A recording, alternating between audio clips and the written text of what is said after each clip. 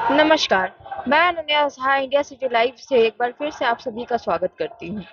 आज हम लोग आए हैं बापू सभागार, जहाँ होने वाला है लोक जनशक्ति पार्टी का 24वां स्थापना दिवस। रामविलास पासवान द्वारा स्थापित की हुई इस पार्टी का आज 24वां स्थापना दिवस है। यहाँ पे चिराग पासवान और उनके पार्टी के कार्यकर्ता सब मिल करके एक बड़े तादाद में भीड़ जमा कर चुके हैं और साथ ही स्थापना दिवस की पूरी तैयारी कर रहे हैं। तो आइए देखते हैं यहाँ क्या चल रहा है।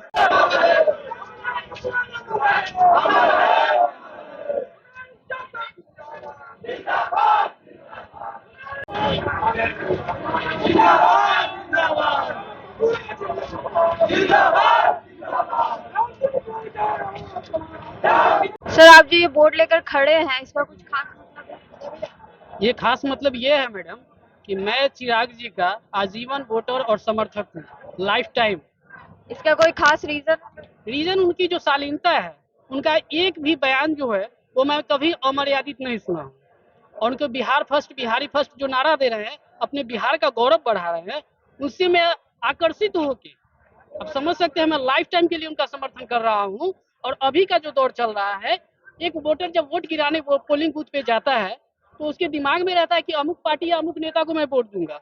वहां जाते ही उसके दिमाग में आता है नहीं ये सही नहीं है, अगला दूसरे को मैं दूंगा। तो इस दौर में मैं अगर लाइफ टाइम उनका समर्थन कर रहा हूँ तो मैं अभिमान से नहीं कह सकता, मैं गर्व के साथ कह सकता हूँ कि बहुत बड़ी उपलब्धि और बड़ी बात है।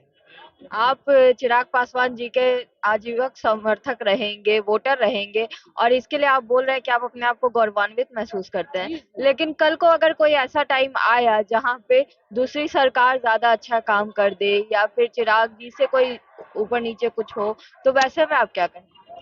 मुझे तो अभी इन पर पूर्ण भरोसा है कि इनसे बेहतर कोई नहीं कर सकता। मेरा ये भरोसा है, मेरा भरोसा है। तो आपको लगता है कि बिहार के आगे वाले चेहरे जो है वो चिराग पासवान जी हो सकते जी जरूर। और यहाँ का भीड़ भी देख सकते हैं, अंदर भी देख सकते हैं, एकदम खचाखच भरा हुआ है। तो ये इसी से अंदाजा आप लगा सकती हैं। और ग्राउंड पे भी जाइए, गांव में भी जाइए, तो उनका अपार जन समर्थन है। उनका यही मेन कारण है कि उनका बोलने का शैली और एक भी अमर्यादित भाषा यही इफेक्ट कर रहा है। हैं? Thank you sir.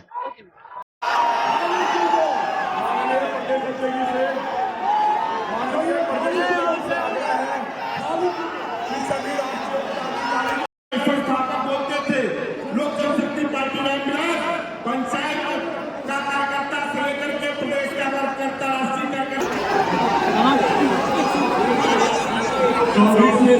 दिवस के कार्यक्रम में सबका स्वागत है।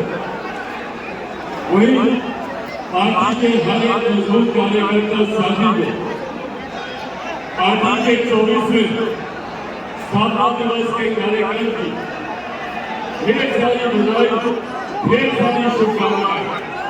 पार्टी ने 24 सालों में यकीनन कई उतार चढ़ाव से गुजरते हुए पार्टी एक नए मुकाम तक पहुंची। सन 2000 में हमारे नेता, हमारे पिता आदरणीय रामविलास पासवान जी 28 नवंबर सन 2000 दिल्ली में पार्टी की नींव रखी। और इन 24 सालों में जहां एक तरफ पार्टी ने कई उतार चढ़ाव, कई विपरीत परिस्थितियों का सामना किया, तो वहीं हमारे नेता आदरणीय रामविलास पासवान जी के मजबूत परिश्रम का ही परिणाम रहा कि पार्टी ने महज 3 सालों में एक नई ऊंचाई को हासिल की। 2000 में पार्टी की नींव रखी गई और 2004 में पार्टी ने 4 सांसद जीतकर पहले ही लोकसभा चुनाव में एक मजबूत दक्षक लोकतंत्र की राजनीति में, चुनावी राजनीति में देने का काम पार्टी ने किया। 2005 में पुनः हम लोगों ने देखा कि एक मजबूत शुरुआत बिहार विधानसभा के चुनाव में पार्टी के द्वारा की गई, जब पार्टी ने 29 विधायक जीतकर सत्ता की चाबी पहली बार चुनाव लड़ने वाली पार्टी लोक जनशक्ति पार्टी के हाथों में आई। इसका श्रेय सिर्फ और सिर्फ हमारे नेता आदरणीय रामविलास पासवान जी के परिश्रम को और तमाम कार्यकर्ता साथियों के मेहनत को जाता है।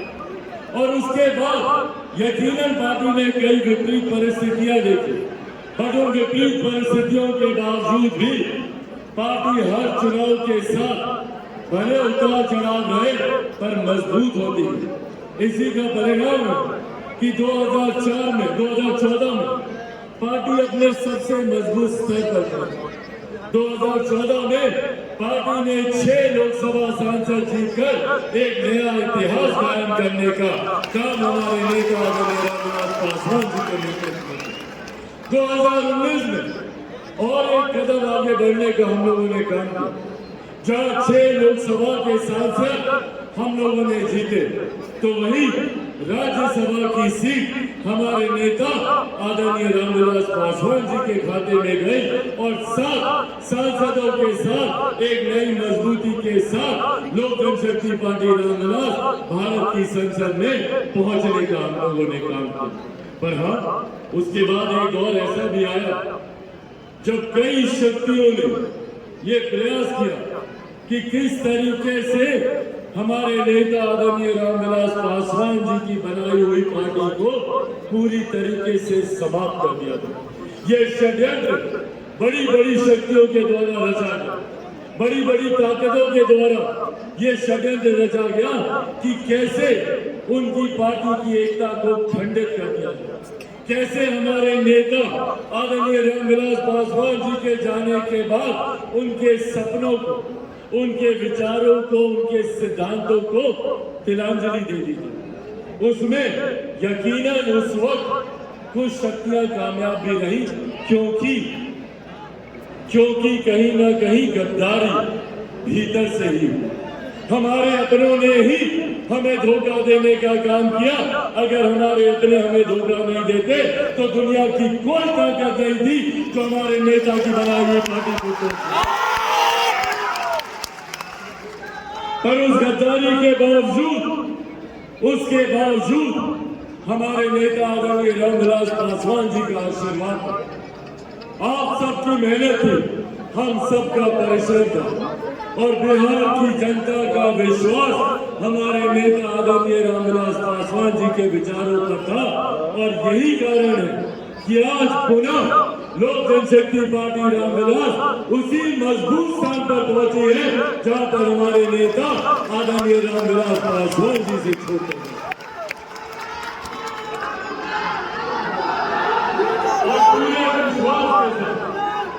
पूरे विश्वास और इस वादे के साथ आज आप लोग को यकीन दिलाना चाहता हूं कि भैया ये महज शुरुआत है। आज बिहार का सबसे बड़ा भवन बापू सभागार हम लोग के कार्यक्रम के लिए छोटा पड़ रहा है। वो दिन दो नहीं जब गांधी मैदान हम लोग के लिए छोटा पड़ेगा। वो दिन दो नहीं जब गांधी मैदान से बिहार की सत्ता में दस्तक देने का मजबूत काम लोक जनशक्ति पार्टी रामविलास करने जाएगी। से अगर महिला आरक्षण विधेयक की मांग किसी पार्टी के द्वारा की गई तो वो लोक जनशक्ति पार्टी के द्वारा हमारे नेता आदरणीय रामविलास पासवान जी के द्वारा की गई। आज मेरे नेता इस दुनिया में नहीं है, तो मैं जानता हूं कि वो जहां कहीं पे भी होंगे खुश होंगे, गर्व होगा उनको। और इसके लिए मैं हमारी केंद्र की सरकार, हमारे प्रधानमंत्री आदरणीय नरेंद्र मोदी जी का धन्यवाद करूंगा कि उन्होंने विमेन रिजर्वेशन बिल को पारित करवाकर देश की आधी आबादी को उचित सम्मान देने का उन्होंने काम किया। और जितने लोग इस पे राजनीति करते हैं, भाई लंबा समय था इन लोगों के पास, तमाम विपक्षी दल जिन्होंने विरोध करने का काम किया, उस वक्त क्यों नहीं इन्होंने जब खुद केंद्र सरकार में थे क्यों नहीं वो ये विधेयक को लेकर आए? क्योंकि इनको डर था कि भैया अगर महिलाएं अगर आगे बढ़ गई तो इनकी जो सोच है, पुरुष प्रधान मानसिकता जो इन विपक्षी दलों के नेताओं की है, उस पे कहीं ना कहीं घात लगने लगे। रामविलास पासवान हमारे बिहार